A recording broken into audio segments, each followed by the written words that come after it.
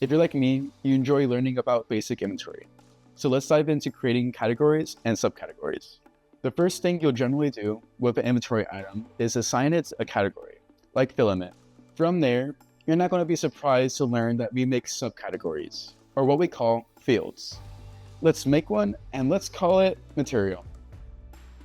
Next, let's add some options, or what we call values. It looks like we can assign each of these a color, but if we don't, they'll have a neutral gray look.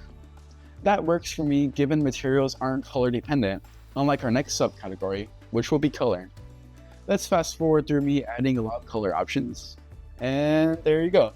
Let's now fast forward through me filling out 2 more fields, spool size and brand, and then adding a ton of data.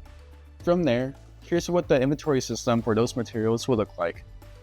We can sort by any field, but we can also filter by any field. If you only want to see 3 kilogram spools, you can filter to 3 kilograms. And that's it for basic inventory. As always, if you have any questions, check the wiki or reach out to us. Thanks for watching.